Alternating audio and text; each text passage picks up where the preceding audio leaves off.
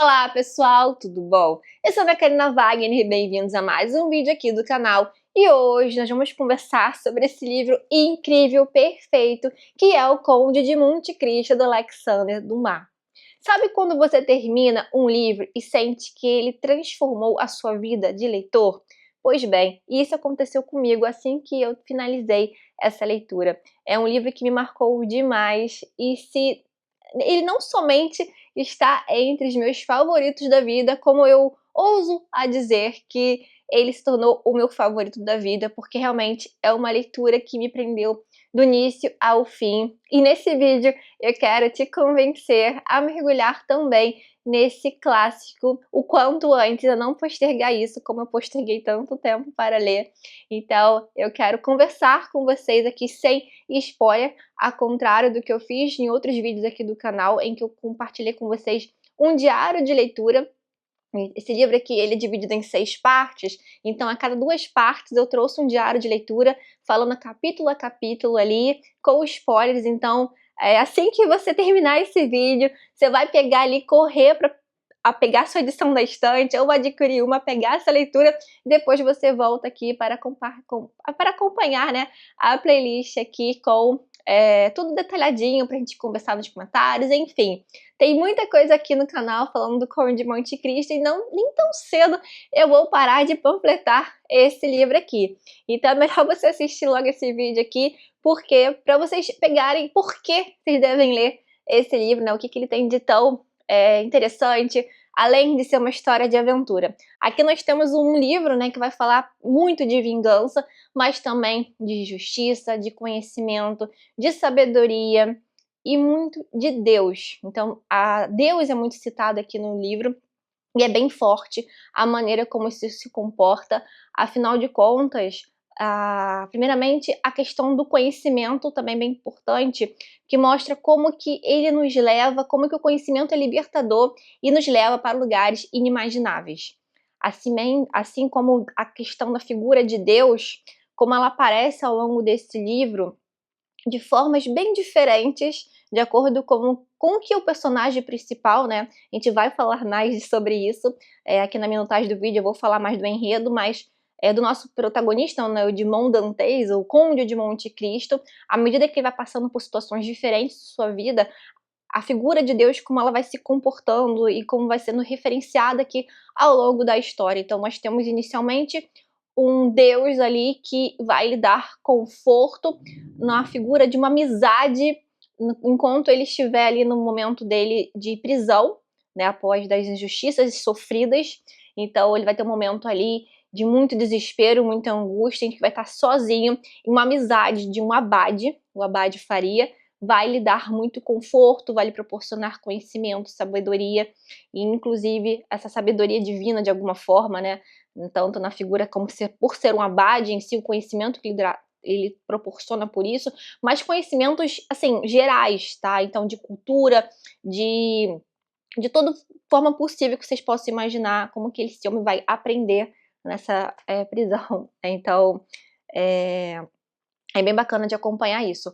Outro ponto é a figura de Deus também, quando ele consegue depois sair deste lugar e vem a questão da vingança. A vingança como fio condutor da narrativa toda ali, né? Então, os personagens, as viagens, tudo que vai acontecendo nessa trama tem a vingança ali como pano de fundo. É a vingança que está conduzindo toda a história. Então, nesse momento em que ele vai se comportar como sendo um representante de Deus na Terra, como a figura da providência, tanto que a palavra providência é repetida várias vezes ao longo da história. Ele se intitula como um instrumento da justiça divina. Então, ele como fosse o escolhido de Deus para se fazer justiça ali de acordo com as coisas que lhe ocorreram. E também a questão de Deus como um ser capaz de perdoar. Perdoar não somente aquelas pessoas boas que fizeram mal, mas também perdoar os maus mesmo, as pessoas más que praticaram mal a vida toda, mas se elas se arrependem, elas são perdoadas. E então tem muito dessa questão sendo debatida aqui ao longo da história. E como eu falei para vocês, é um livro que vai falar de vingança, de justiça e de vingança. Então a gente parar para pensar nesses dois termos. Então esse livro vai falar pra gente analisar, parar e analisar. Justiça e vingança são a mesma coisa? O que vocês acham? Elas são a mesma coisa? Elas são a falta, assim, a justiça, a busca por justiça, até que ponto ela vai transformar-se na vingança? Isso é correto, ela se transformar numa vingança? Então, se uma justiça não foi feita, você vai, por meio da vingança que você obtém essa justiça? Será? Então, é nesses questionamentos que a gente vai passar a analisar à medida que nós formos acompanhando, então, a história aqui do nosso protagonista, o Edmond Dantes, o nosso Conde de Monte Cristo. E então, essa aqui é o início que eu queria falar para vocês, então eu vou fazer... antes disso, eu falei para vocês dessa questão dos pontos, né, de justiça, de vingança e tal.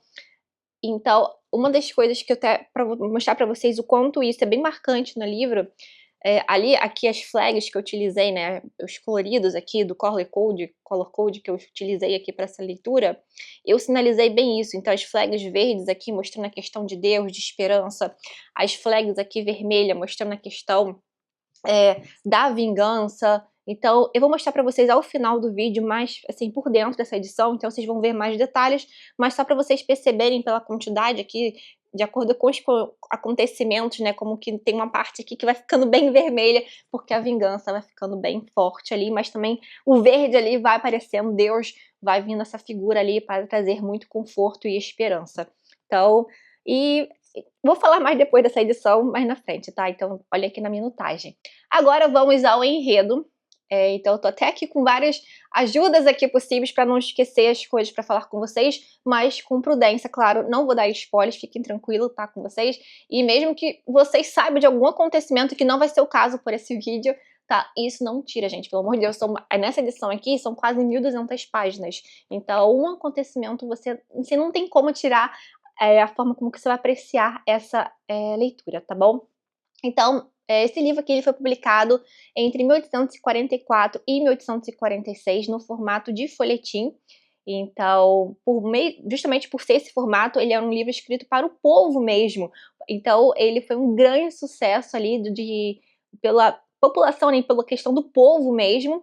Então, imagina, eu fico imaginando a aflição dessas pessoas esperando o próximo exemplar nisso. Gente, é um livro tão viciante que eu fico, meu Deus, como esperar, sei lá, uma semana, não sei quantos dias eram pra sair o próximo, assim, como que as pessoas ficavam esperando essa história, até porque o Dumas, ele faz isso com a gente, ele é o mestre dos ganchos ali, né, então termina um capítulo já pronto ali pra começar o próximo, só que às vezes o próximo não é a continuação exatamente da onde parou ali, né, o capítulo anterior. Às vezes ele vai e insere um outro enredo ali, volta para uma outra história, para um outro personagem. Então, imagina você ficar esperando, agoniado. Gente, é muito bom.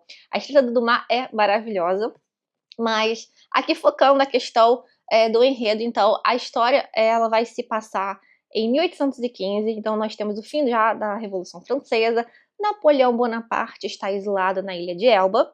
Então, essa questão histórica, ela vai aparecer mais no início e ela serve, o Dumas ele faz esse recurso para mostrar pra gente o quão grave é a acusação sofrida por Edmond Dantes, que é o nosso protagonista.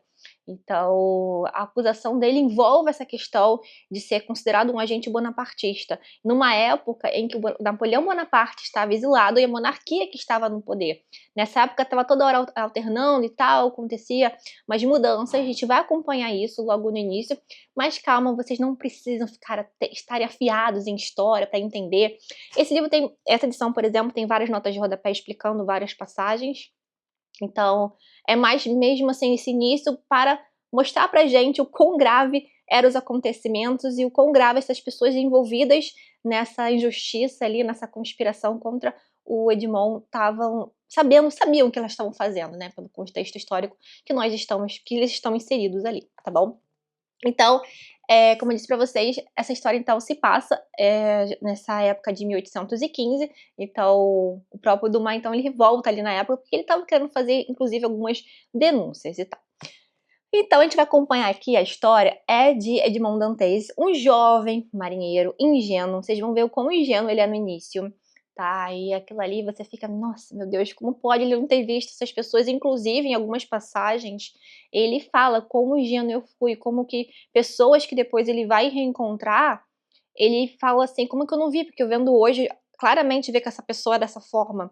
Então ele tinha essa ingenuidade dele, então ele é um jovem marinheiro, promissor, então amoroso, cuidadoso com o pai. Tem uma mulher que ele ama, que é a Mercedes, esperando ele, porque ele está em viagem com o navio Faraó, né, a trabalho, e ele tá ali, tá voltando depois de 3 meses no mar, só que, né, nessa viagem o comandante, né, o capitão ali do navio, ele morreu, só que aí ele lhe deu uma tarefa de antes de retornar, parar onde? Na ilha de Elba para levar uma carta. Ele não sabia para quem ele estaria levando e tal, na verdade ele acaba levando uma carta a Napoleão Bonaparte. E além de levar essa carta, ele recebe uma carta para levar a Paris. E alguém ali da tripulação está bem de olho nisso, né? É um cara chamado Danglars, ele sabe que aconteceu essa troca de cartas, então ele registra isso, né? Como que, né? Acha importante esse conhecimento, então tá sempre olhando a situação e tal. Pois bem, ele retorna e o senhor, o dono dessa embarcação do faraó, que é o senhor Morrel, ele acaba que descobre como que ele soube comandar muito bem depois do falecimento ali do comandante, então como que ele soube fazer tudo muito bem feito, então fala: "Nossa, eu vou, promover ele a capitão desse navio". E isso atiça mais quem? Esse cara, o Danglars, né, que, né, já tem esse conhecimento da carta que tá guardado, ele não fala da carta para ninguém, então ele fica muito irritado, porque ele queria ser capitão. E o Dantes, ele fica muito eufórico, porque em breve ele vai retornar então ao mar, então ele vai, né, agora vai ganhar mais dinheiro e tal, vai lá encontrar o pai, tá louco pra rever a noiva dele, a Mercedes, então eles vão fazer a noiva não, ainda não é noiva ali, né, então vai se tornar. Na verdade, vai ter esse almoço então de noivado para comemorar esse dia que é perfeito para ele. Imagina, então o jovem promissor, que agora foi promovido, vai se casar, mulher que ama, tem tudo ali nas mãos dele, tá perfeita a vida dele, então tão jovem. E isso, claro, que atrai inveja. Afinal de contas, Mercedes tem um primo, Fernand, que ama ela, que quer se casar com ela, tá sempre falando isso, mas ela só vê ele como irmão, mas ele a quer. E além disso, nós temos também aquele vizinho fofoqueiro, intrigueiro, bem invejoso, o Caderouso. Então nós temos então 3 pessoas aí que se juntam de alguma forma ali por causa de alguma amizade em comum, enfim, estão lá conversando e ficam invejando a vida de Dantes e acabam conspirando em torno desta carta. E nesse dia do almoço de noivado, o Dantes é preso e acusado então de conspiração, sendo agente bonapartista. Pois bem, nesse momento entra o quarto, né, algoz dele, que é o Villefort, que é ele que vai conduzir esse caso. E ao descobrir que essa carta, ela teria o destino para seu pai, teria uma questão ali que o nome do pai dele seria citado, então isso seria muito ruim, não porque ele se importe tanto assim com o pai, não, mas é porque seria muito ruim para ele, né, então para a vida política dele, para tudo dele, então ele resolve, mesmo sabendo no início ali a gente percebe que, ele percebe que o cara é inocente e tal, vai ajudar, mas quando descobre essa carta, para quem é, de onde vem, então fala mais alto, né, a questão do poder, da ganância, enfim, e aí ele é jogado ali literalmente, na ilha ali, na prisão ali do Castelo If. Então, isso faz com que o Dantes, né, imagina um cara que tinha certeza que iria voltar, que era um mal entendido, levado pra lá, numa prisão em que ninguém retorna vivo, não se sabe de ninguém que voltou dela vivo, e que ele sabe disso e fica querendo um motivo porque eu fui preso, porque eu estou aqui e tal, e com isso eles acabam se irritando. E pior ainda, se fosse a pior prisão possível, ele é levado para as masmorras, onde só tem outro prisioneiro que é tido como louco, e aí nós temos, quem eu citei, a questão da figura de Deus e tal, da amizade, do Abade Faria. Então Abade Faria é tido como louco, olha que coisa curiosa, porque ele oferece uma fortuna a quem tirar da prisão. E todo mundo acha ele, né, louco, né? Imagina um cara desse, com dinheiro, imagina só, né? E o Dantes meio que desconfia, mas é nessa figura que ele vai lhe proporcionar amizade, vai lhe proporcionar conforto, conhecimento, e é bem interessante ver como que um se transforma em uma tábua de salvação para o outro, um conforto para o outro. E é por meio dessa amizade, então, que o Dantes, né, ele vai descobrindo, né, conversando então com a Abade Faria, e eles vão começar a conversar melhor nesse sentido, porque o Abade Faria ele é muito esperto. Ele é um senhor bem esperto, porque ele está cavando um túnel, achando que vai dar para fugir, vai parar na cela do Dantes. Então, por isso que essa amizade entre eles vai se estreitar e tal, e eles vão poder ter essas trocas ali secretas ao longo dos anos todos. São 14 anos presos injustamente, sem saber por qual crime cometeu. Somente quando ele conversa, então, com a Abade Faria, nessas conversas, ele vai refletindo sobre as pessoas da vida dele, e aí o Conde não, o Abade, ele fala: "Ah, então, essas pessoas que fizeram, não, a gente com certeza foi alguma traição e tal", e aí ele jura vingança. Então o que alimenta ele, nesse tempo todo, é a vingança. Então 14 anos se passam e, enfim, o nosso Edmond Dantes escapa dessa prisão. Não vou dar detalhes, mas essas prisões, assim, são bem conhecidas. Então, assim, isso são nas 2 primeiras partes do livro. Então isso aqui, olha, vou nem nas 2 primeiras partes, na primeira parte ali do livro, na verdade, eh, que tem os 2 primeiros capítulos e tal. Eh, então ele tem é bem forte, é bem intensa a narrativa, te prende, você quer saber o que vai acontecer, tem poucos personagens, então você quer é muito, assim, muito envolvente, você não para, é um ritmo frenético mesmo. E aí depois tem a questão que o Conde, o Dantes ele sai, né, então, e aí vem questão de 10 anos planejando essa vingança, se transformando por meio de máscaras, por meio de personas que ele vai assumindo. Vai aparecer outras figuras aqui em que ele vai assumindo outras personalidades, mas a maior deles, a mais importante, é o Conde de Monte Cristo. E é por meio dessa persona que ele assume ali, em que ele começa a criar todo um passado para o Conde de Monte Cristo, relações. Ao longo de 10 anos, ele estuda essas 4 pessoas que lhe fizeram mal e para vingar. Então é uma vingança bem assim, lentamente, em que ele vai estudando cada um, aonde dói em cada um, porque não é só simplesmente se vingar, ele vai pesquisar, vai analisar qual é a fraqueza de cada um, literalmente, né? Então, aonde que é melhor atingir, né? Onde vai lhe doer mais cada um. Então, é tudo planejado em mínimos detalhes mesmo. Então, com isso, para esse planejamento todo, vários personagens vão aparecendo. Então, quando você estiver lendo essa história, ali no entre as partes 3 e 4, vão aparecendo muitos personagens, vários enredos vão sendo inseridos, enredos secundários, mas acredite que todos eles são tratados com muito carinho pelo Dumas, tá? Então todos eles vão ser falados e eles não vão desaparecer da história não, vão até o final, tá, a história, então eles vão se entrelaçando na verdade, né. Acaba que vai focar no núcleo de 3 personagens, que é o Villefort, que é o, Villefort, o Danglars e o Fernand, que virou o Conde de Morcerf. Então esses 3 a gente vai acompanhar as famílias de cada um e como que as relações vão se o emaranhado ali desse relacionamento entre todas essas pessoas aí, outros personagens que vão aparecendo, enfim.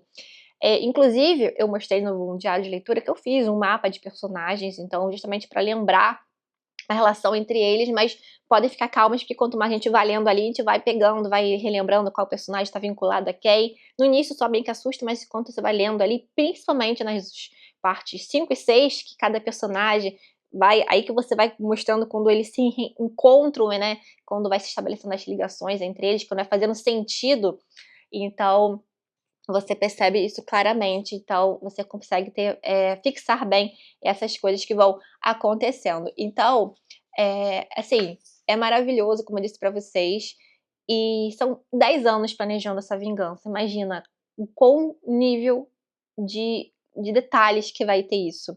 E várias vezes na narrativa, o Dumas, ele engana muito a gente. Então você acha que tá tudo indo pra um caminho, e aí você acredita no que está acontecendo, porque você está lendo, mas na verdade o Conde tem uma trama ali que não contou pra gente, para o leitor.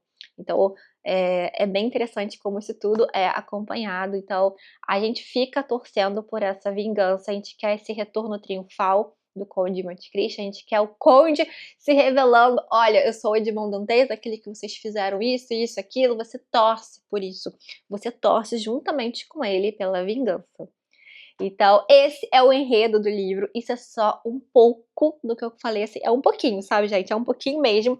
Dentro dessa quantidade de páginas aqui, é muito pouco. Então, agora vamos falar da minha opinião aqui. Então, como eu disse pra vocês, apesar deste tamanho todo aqui, eu não queria largar este livro.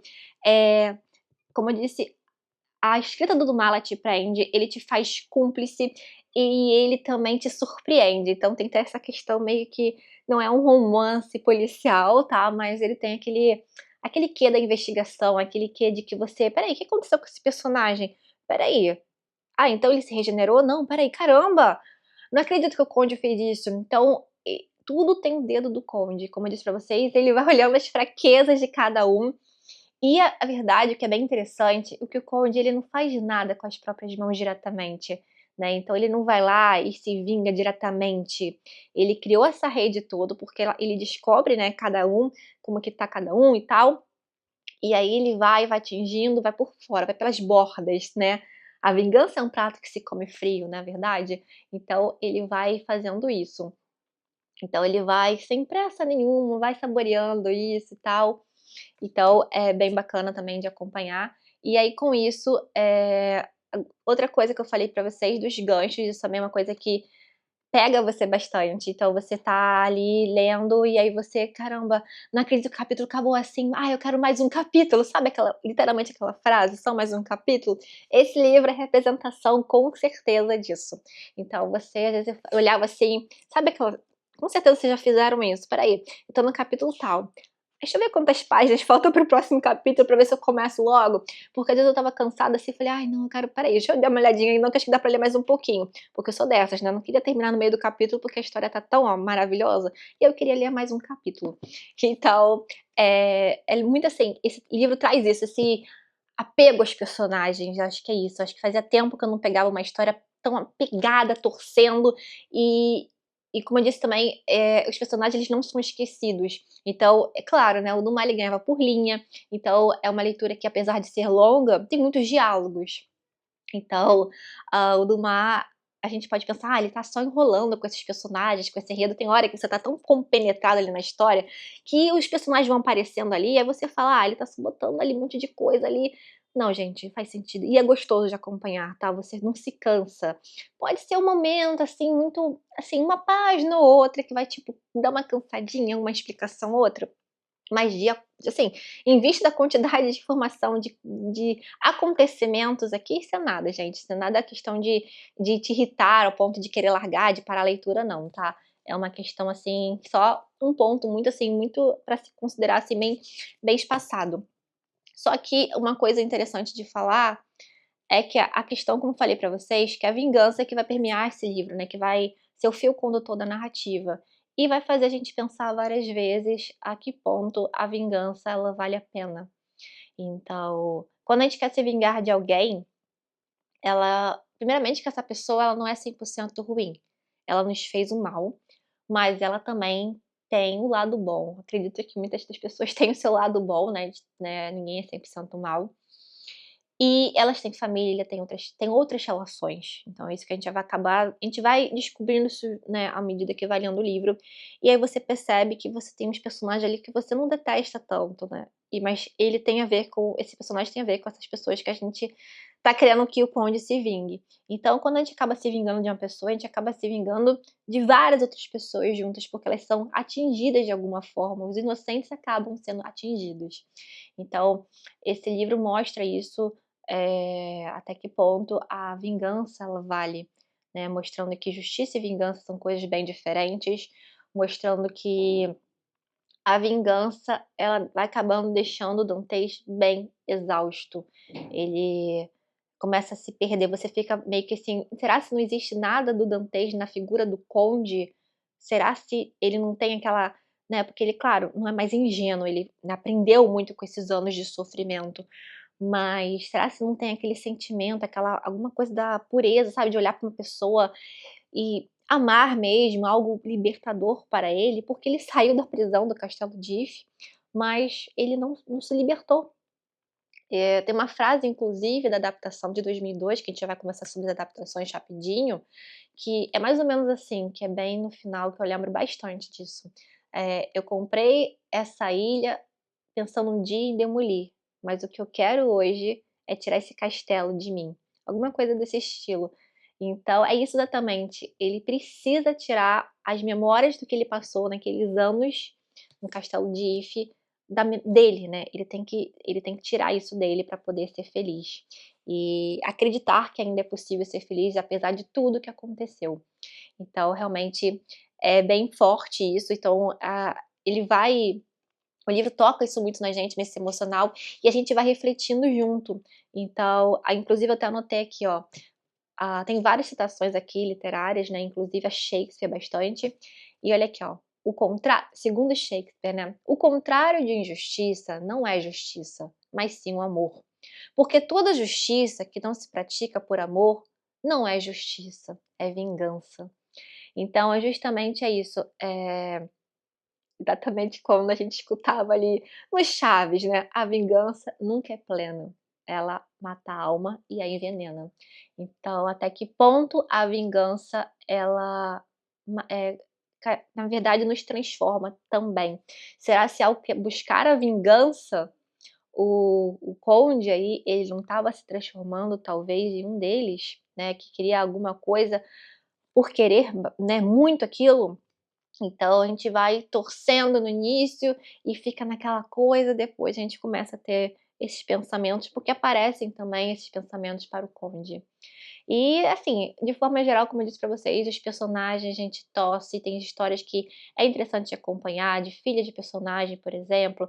Tem umas tramas ali, tipo de romance ali, que ficou um pouquinho meloso e tal, do filho do senhor Morrel ali com a Valentine, mas é legal de acompanhar também que você tem esses escapes, assim, essas válvulas de escape na narrativa, né, então você fica só vingança, vingança, vingança, mas tem um lado cômico, por exemplo, umas cenas de duelo aí, de duelos que não ocorrem, duelos ali, são muito hilários, você se diverte e fala: "Caramba, o Albert, tal", que é o filho do Fernand, né, e da Mercedes e tal, enfim, ele se mete, quer se duelar, porque ele cisma que quer duelar com todo mundo. Toda hora ele quer duelar e é muito engraçado isso.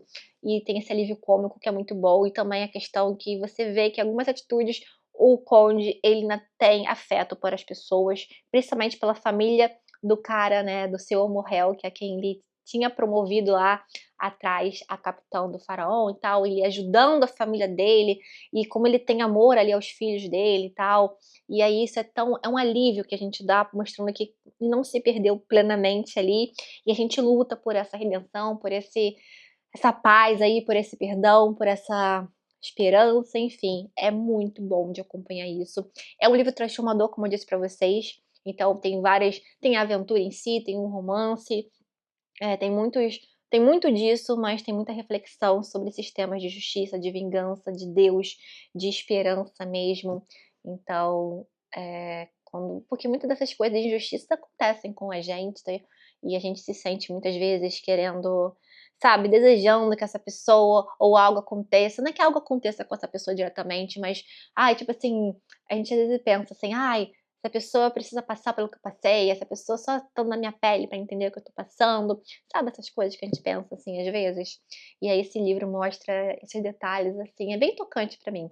Então acho que por isso tudo, né, acho que eu tô falando do enredo e tal, como que esse livro, eh, me impactou bastante nessa leitura, então eu tô muito contente de ter lido esse livro. E quero muito que vocês leiam esse livro, gente, não tenham medo de ler esse livro, realmente ele é maravilhoso e tem material aqui maravilhoso, acredito eu, tá, que eu destrinchei bastante esse livro em detalhes para ajudar vocês enquanto estiverem lendo, e eu ser a companhia de vocês aí, para quem não conseguiu participar da leitura conjunta.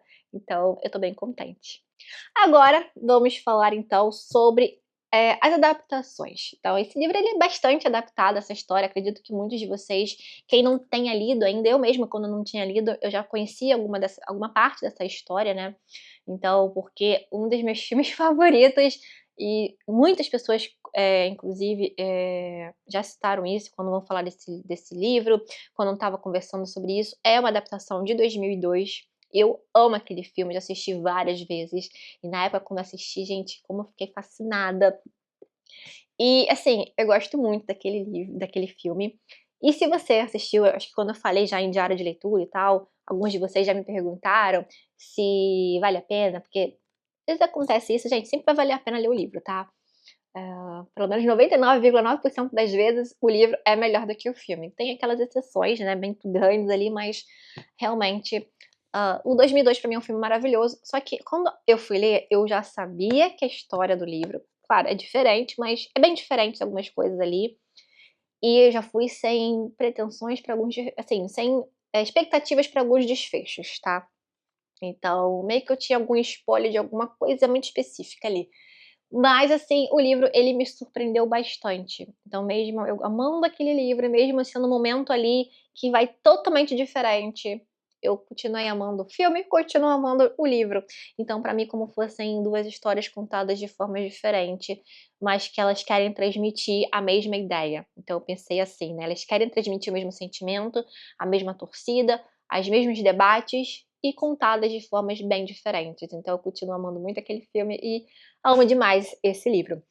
E tem adaptação também de 1975 com Richard Chamberlain, algo assim, que eu quero assistir, não assisti ainda, mas dizem que é muito boa. Então tem a de 2002 que é o que eu amo, e tem a de 2024 que saiu recentemente, então essas eu pretendo assistir e reassistir então a de 2002, eu quero fazer isso. Eu queria fazer isso pra trazer o vídeo, mas não deu tempo, até porque esses filmes são mais de 2 horas cada um deles e tal, são bem longos. Algo mais recente também que teve, que talvez quem é noveleiro aí pode ter acompanhado, é a novela O Outro Lado do Paraíso.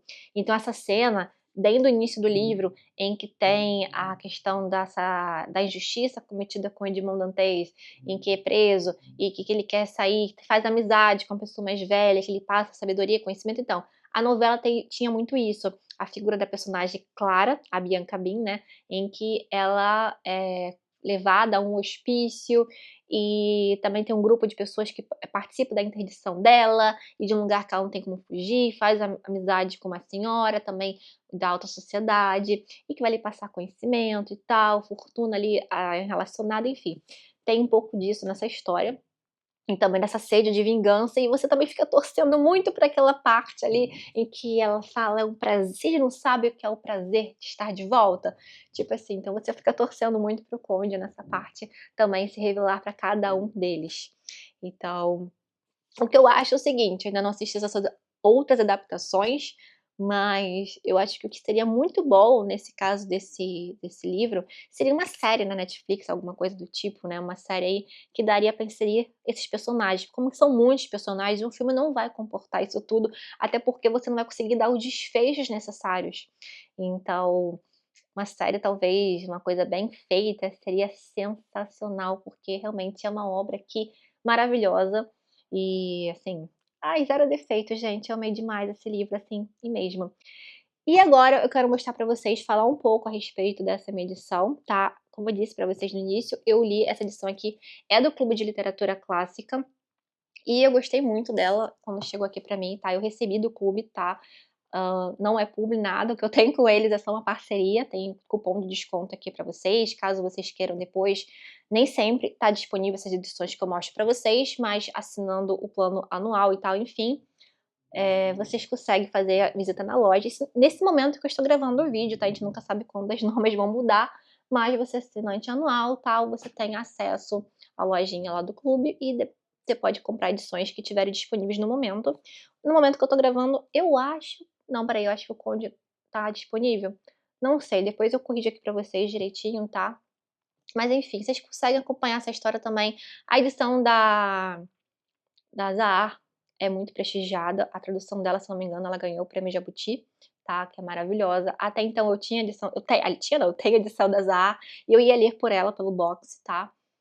E também existe a edição da Martine Claret. No grupo de leitura conjunta, tem gente que leu de cada uma dessas edições, e juntamente comigo também leram do clube, tá. E todo mundo gostou de todas as experiências, ninguém reclamou de nenhuma experiência de leitura de nenhuma dessas edições, então tem link pra todas elas aqui embaixo. E eu acabei optando, assim, porque eu realmente fiquei encantada com essa edição, acho que eu tinha visto essa edição comemorativa do clube, fiquei empolgada, chegou aqui em casa pra mim, e acabei pegando. E aí eu fiz o convite da leitura conjunta pra vocês, acho que eu fiquei empolgada, eu acho que foi aquela edição que me empolgou mesmo, e foi por isso que eu escolhi, tá, fazer essa leitura, nada além disso. Tá, eu poderia simplesmente ter feito também pela da Zahar, e pretendo reler pela Zahar também, que é um livro que eu, daqui a um tempo, eu pretendo reler. E aí eu gostei muito, porque primeiramente eu falei pra vocês que esse livro fala muito da questão de Deus, da providência. Então essa lição, ela lembra muito a questão de uma Bíblia, né. Então eu acho que tem muito isso, sabe, que se é a palavra de Deus, alguma coisa do tipo. E também tem aqui, olha, todo saber humano está nestas 2 palavras, esperar e ter esperança. Então depois que você lê o livro e vê esses detalhes aqui, tudo faz muito sentido pra vocês, tá. Aqui também na lombada, os detalhes aqui, a questão das espadas, a questão do navio, então são muitos detalhes aqui ricos, e aqui também a questão da cabra também é uma figura importante, né, na história. Aqui também, olha aqui a cruz, então são vários elementos ali que aí eu fiquei muito contente. Aqui foi o marcador que veio junto, tá, a edição tem fitilho, só pra mostrando pra vocês, que eu sei que vocês podem me perguntar, folha de guarda. E aí por dentro tem algumas imagens em cada mudança de, como se diz? Em cada mudança de parte. Então, deixa eu mostrar aqui pra vocês o início, como é que fica, olha. O sumário aqui, e aqui vem o início aqui da parte 1. Então assim, é muito confortável a leitura. E aqui ó, a chegada a Marselha, tá. Então o encontro aqui do senhor Morrel e o Edmond Dantes, então fica dessa forma. E aí eu, como falei pra vocês, é um livro que eu comentei, escrevi, fiz tudo que eu gosto de fazer nos livros, tá. Então minha edição pra mostrar pra vocês como ficou, tá totalmente perfeita, mas eu realmente sou daquelas que ama escrever e tal. Tem fitilho, tá, costurado, enfim. Eu amei ler nessa edição, super confortável, abre bem, tá. Então acho que são as coisas que eu poderia falar dessa edição, tá, vou mostrar algumas coisas em detalhes, aí deve estar passando aí na tela, eu mostrando aí por dentro, mas ficou um xodózinho para mim. E outra agora que eu estou louca para fazer a leitura é de Os Miseráveis, também super empolgada com essa leitura, que eu vou começar a fazer em breve, literatura francesa também, dizem que é um livro aí que transformador também, e eu vou ver se ainda faço esse ano, vai ser leitura conjunta, então caso vocês tenham interesse, manifestem aqui, tá. Em breve deve sair vídeo aqui no canal convidando vocês a participarem de uma leitura conjunta comigo de Os Miseráveis, de Victor Hugo. Então eu fico imaginando como escolher qual vai ser o favorito da vida, nem vai ter como, acredito eu, que eu tenho certeza. Eu tenho altas expectativas com Os Miseráveis, porque eu já tinha com o Conde, acho que era por isso que eu deixava pra assim, depois eu leio. Gente, não deixa pra depois, leia esse livro o quanto antes. Então, pessoal, eu espero que este vídeo tenha funcionado para convencer vocês a lerem este maravilha, tá? Não olhe para o tamanho. Se vocês se assustam com o tamanho, leia em e-book. Volte e meia quando tem promoções aqui na Amazon, os preços de e-books ficam maravilhosos. Então, da edição da Zahar, da Martin Claret, enfim. Então, vale a pena vocês olharem isso. A da Zahar, ela tem comentários e também ela tem ilustrações originais, tá? Que as ilustrações não são originais, lembrando isso pra vocês. Então, o que mais que acho que o aviso que eu queria dar pra vocês, acho que é isso. Acho que dá pra ver a minha genuína aqui, realmente, a animação e empolgação com essa história. É um livro que eu quero conversar ainda muito com muita gente, ficar panfletando. E se você já leu ou for ler, quando for ler essa história, pode vir, voltar aqui nos comentários, tanto aqui da resenha, quanto dos diários de leitura aqui do canal, da playlist, tá? Que eu vou deixar aberta pra vocês, justamente pra gente conversar, porque é um livro, assim, que a gente pode ter outras visões também sobre alguns acontecimentos. É um livro extenso e que vale cada palavra, cada linha, cada página, sabe? É muito, assim, maravilhoso, gente. Só leiam, acredita em mim, tá? Eu acredito que eu tenho convencido muitos de vocês. Depois vocês vão comentando aqui pra mim se vocês já leram essa obra, se têm interesse e se ficarem interessados em lê-la depois que eu conversei aqui com vocês, tá bom, pessoal? Então é isso. E também comenta, como eu disse pra vocês, a questão sobre leitura conjunta de Os Miseráveis. Tá bom, pessoal? Olha, um beijo enorme, tchau, tchau e até o próximo vídeo.